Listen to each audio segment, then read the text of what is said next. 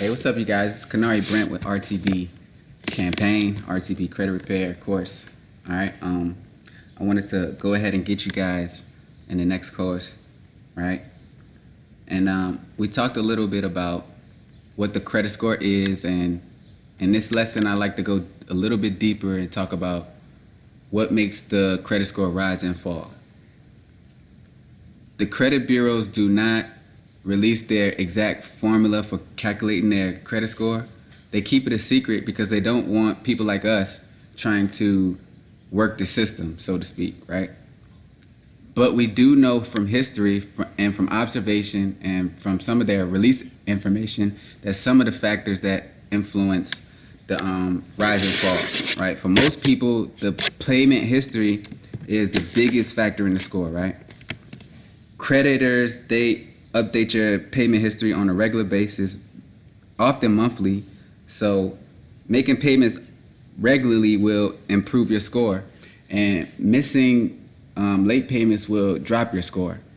And of course, non-payments result in bankruptcies or foreclosures, or they can have a long-term impact, and this type of negative information can stay on your credit report for as long as 10 years, right?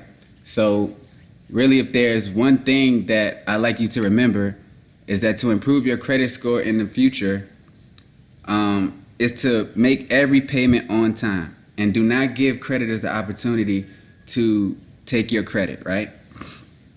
Sometimes people just can't make a payment, or they might have lost their job, or they can't, they just, for whatever reason, they can't pay the bills, right, this month, right? You can't make your mortgage payment this month. And so I would recommend that, like, when that happens, that you contact the lender or the creditor and just be honest with them and tell them, hey, this is the situation, and I don't think I can make my payment this month. I really don't want anything negative to land on my credit report because of that. And is there something that we could work out? Is there something that we could do so that this does not affect my credit negatively, right? And I see what they say. They might come back with an offer, and they might let you skip a payment. You know, they might let you make a partial payment. You know, they might let you do something. So it's worth the effort to try, because once it goes on your credit report, something negative like that, it could be very difficult to get it off, right? So you really want to work on not letting it get on there to begin with. That's always the best policy. It's much better to prevent it from getting on there than it is to get it off there once it's on there. So if you have a credit card and you can't make the full payment, you could just make partial payments. Just something to keep it going, and it will not land on your credit report, right? So that's really important. Once you start doing that, you'll find that over the years, your credit scores just start shooting up. It's a real, very simple principle. When that bill comes in, make sure it gets paid before that due date. And if you could do that, and if you could be disciplined that way, you know, you can set up good habits regarding that, you know. Your credit score will continue to rise, right?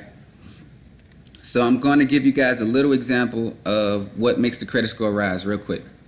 And this is just a simple, strictly hypothetical example, okay? I use Bank of America as an example, as a test company.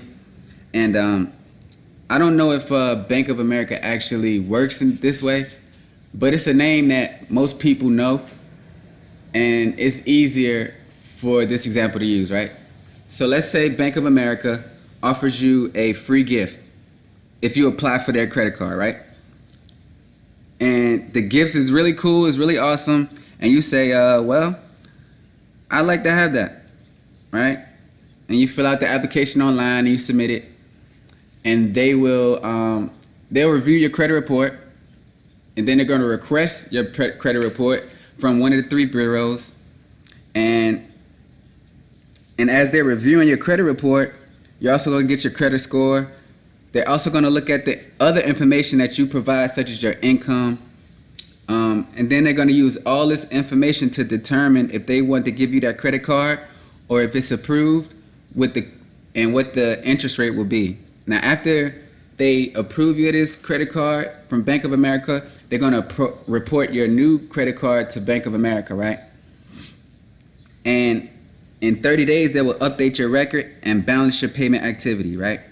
So as you use your credit card and make timely payments every month, your credit score will continue to go up. But if you miss a payment, it will negatively affect your credit status and your score will drop, right? So your credit score constantly changes with your financial activity, right? And there are other factors that with a Bank of America credit card that might affect your credit score as well, right? With the application, if you apply to many different companies requesting a credit card at that same time, the credit bureaus will look at that and be wondering, well, if you get all these credit cards, then you have all access to this credit and you need to start using this credit. Does your credit score like really reflect the ability to pay back these credit cards? You know what I mean? So if you get 10 credit cards all in the same month, and now you have access to a significant amount of credit, the credit bureaus are going to say, well, if you use it and you start spending it and you start going on a spending spree, how likely are you to be able to pay it back? Right? And they're going to look at your credit score. And if they think that it's likely that you will have trouble paying it back, they will lower your credit score. Right? And at the same time, if you get the credit for the credit card from Bank of America, they may actually increase your score because of your debt to credit ratio. So there's always factors that go into play just for applying for that one credit card. Lots of things can start to happen, right? They can start making your credit score go up or down, right? So I think that we're not going to get too hung up on any particular account, but I think it's best to not focus on more than one credit issue at a time, right? Let's improve your score with a long-term, big picture in mind, and that comes from developing good habits and having a long-term approach, right? Now, this course will show you how to start improving your credit score today, right? It's going to get you going, start having you going right now, getting your credit to shoot up, right? Get you sort of like a kickstart, right? So I really recommend that you guys start using this as a starting point to take this long-term approach and have a little bit of more patience, and you'll find that your credit score will reach like stratosphere conditions, right? Really quickly if you do this, right? So now that we have the basics of the credit score, let's go get the free credit report, right? And we'll see where you're at, shall we? All right.